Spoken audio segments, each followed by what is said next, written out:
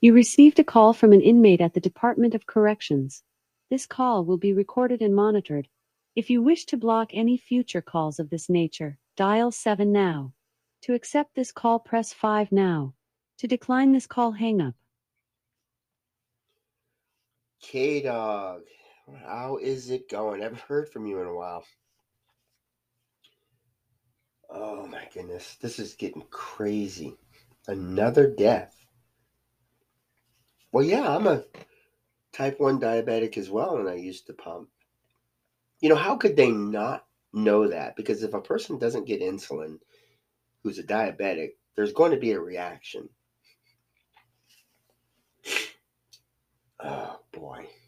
And the fact that he's putting in all this information makes it even worse.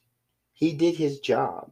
He told them he was a diabetic and he requested the proper medication. And this ridiculous stuff about not allowing him to have his pump and not willing to pay for his medication. Well, yeah, a nighttime snack does help, but you do need your glucose tabs because when the sugar level drops, you need to bring the sugar level back up quickly, and those glucose tabs do that. And they really, when you buy them in bulk and stuff, they don't cost that much. And any facility on this planet can keep them in stock. Oh my goodness. I can't believe a person with an obvious chronic disease is allowed to die within the prison system. Well, yeah, that's I've been discussing this matter with a few people, and it's ongoing. It's something that we're trying to find a good footing on. And since I have a background in political science, I think politics, since everything seems to wrap around politics these days, maybe we can do something. It's just that your story has to get out there.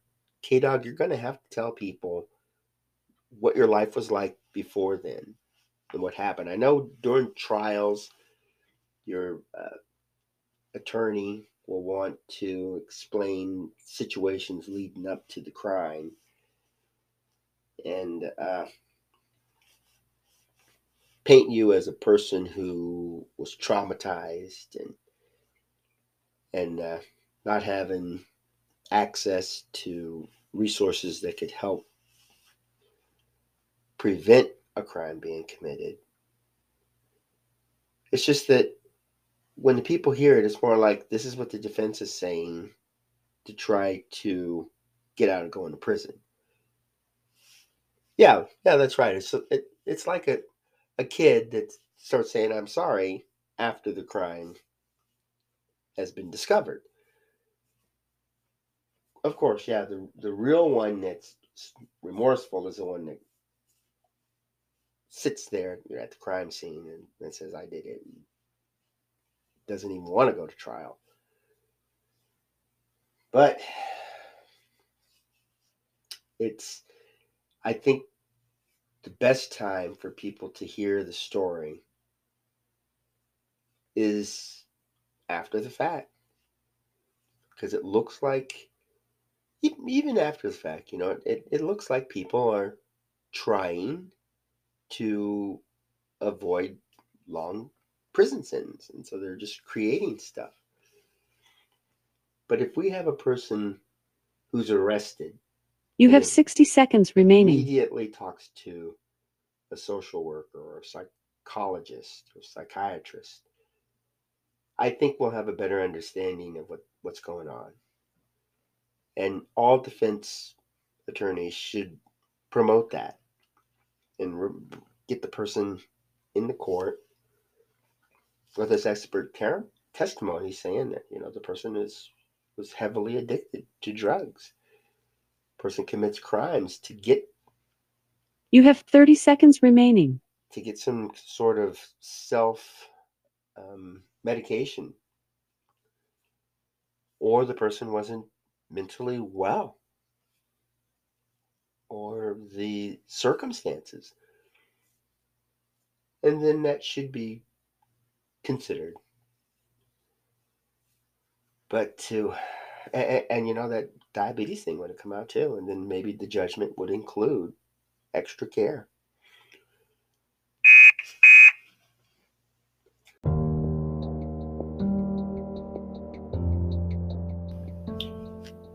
Welcome to AQS Inmate Call. I am your host, Joel Wilborn, and that was K-Dog on the phone talking about something that just came up for me. I was recently in a Zoom conference talking about medical attention toward incarcerated people. There are many deaths out there, and what DOCs do is they typically change the policy to fit what they did. They convince the investigators that they did everything they could. Their medical staff was well competent and performed proper duties, and of course they get to walk away.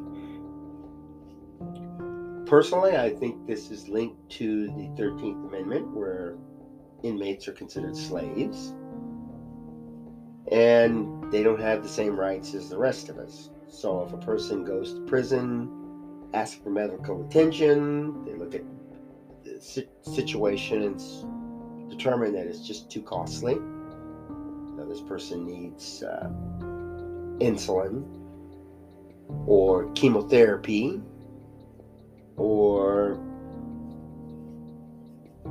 psychological counseling, something that costs thousands of dollars a month. And when I hear stories like that where people die in prison, just like the case of my fiance who obtained cancer because of poor treatment in there. They didn't catch it early enough when they could have. Going to court, you're just going to hear a whole bunch of we did what we could, our budget is short, our manpower is down, the government didn't cooperate with us. There's a lot of things that the judge will just look at and say, yes, that's the case. And when there's a change of leadership or something, it just gets pushed underneath the rug. And I'm a strong believer that we need to keep this out in politics. We need to keep this out in the public. Now, I do have a degree in political science, so politics is something I feel very comfortable with. I understand a lot of things that should not be in politics is, we keep attributing things to religion and to race and to gender identity, but there's a lot of politics that's involved in stuff. And in order to get this into the public's eye, we're going to have to play the political game. We're going to have to let people know that their money is being wasted on lawsuits that don't need to come about. There's an old saying, an ounce of prevention is worth a pound of cure. Why are we going through all of this trouble of paying off these lawsuits, getting bad public accounts? Why are we doing that instead of preventing it from happening? If a person with, let's say a Vietnam vet lost his leg in the conflict and is convicted of a crime and goes to prison, and so he had a prosthetic leg and he had some medication, counseling, a lot of things that would help him get through the day, because it's pretty tough with post-traumatic stress disorder and a lot of the trauma that's associated with things during a battle. And he's feeling a little insecure because he's not able to support his family as he would like because of some of the limitations. But he has a nice leg that the community helped him get, and he was getting his life on track until he didn't. So if he goes in there and they know he only has one leg, yet they don't want to give him his prosthetic leg because it's a weapon or dangerous, they don't want to give him proper access, and they don't want to give him his medication and his counseling. What do you expect when he serves his sentence and gets out? What can the public say they expect from this person? I know judges know what's going on in there. They're well versed in a lot of stuff. Before they make a decision, they take a lot of things into account. They're intelligent people. We put them in that position because they know what they're doing. And to see a person who is disabled like that going through the prison system, you know the judge is expecting the penal system to follow the rules. The judge isn't expecting them to treat this person inhumanely and then change the rules. And when someone asks what's going on, go through great extremes to hide it. I've seen that happen many times. There are a lot of people who complain to me about medical treatment, and then I find that I run into a lot of walls when I try to look into it myself.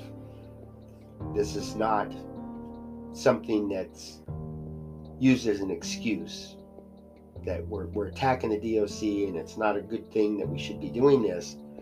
And so we're coming up with stuff to try to justify our cause. This is real. And it's easy to see that when a person goes into a prison alive, it comes out dead.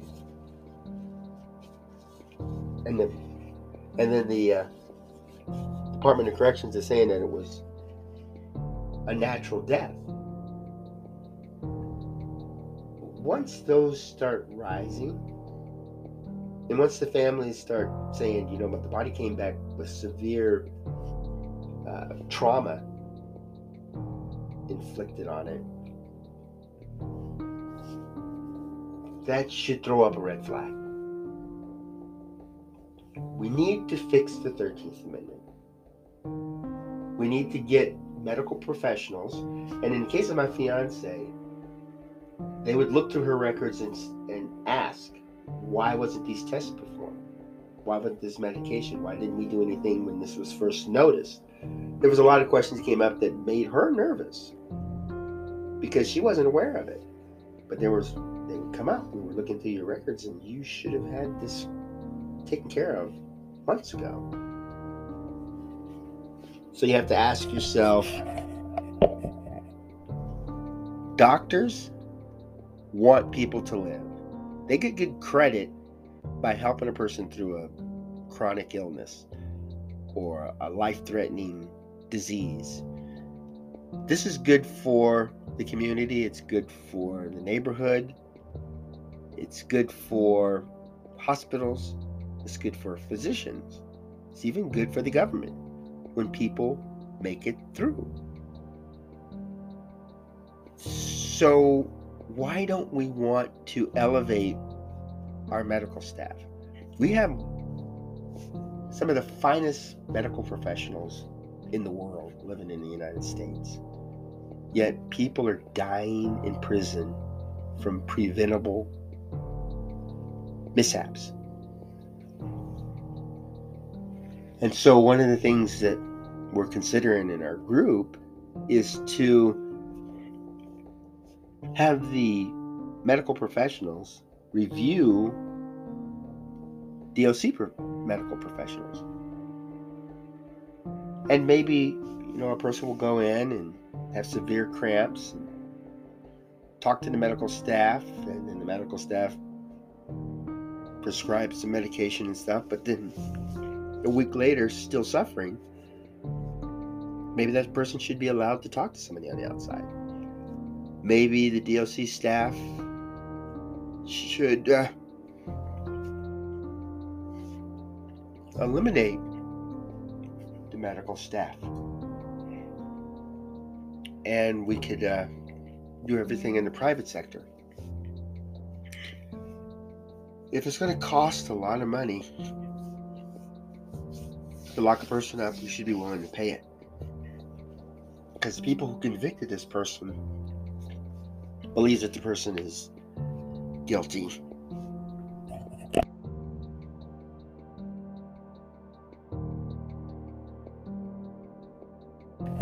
And needs to be locked up.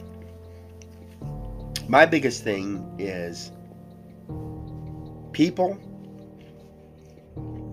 who are locked up should receive proper care, the proper resources, no matter what.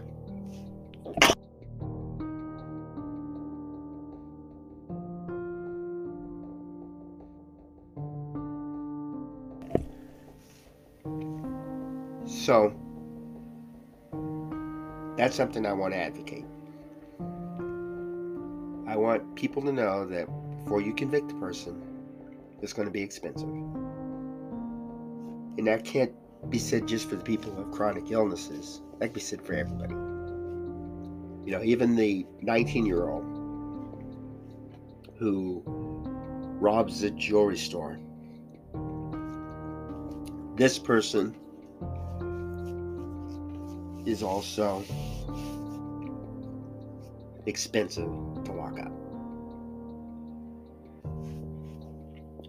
So, you know, whether or not you have loved ones locked up, consider the fact that we don't want people going into prison and dying for small crimes. There are people who are sentenced to life and deserve it. They should be dying in prison. But everybody else should be able to get out and at least try. It's very rare that somebody gets out of prison and commits the same crime. Like one person said, you know, I gave birth in prison. You know, let me out. I got a new baby. Me going out and robbing a grocery store isn't the best thing for me to do.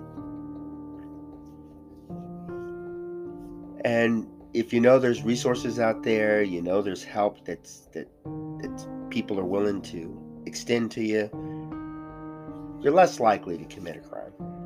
But when you feel that there's no other alternative, then that's usually the route they'll go. Also,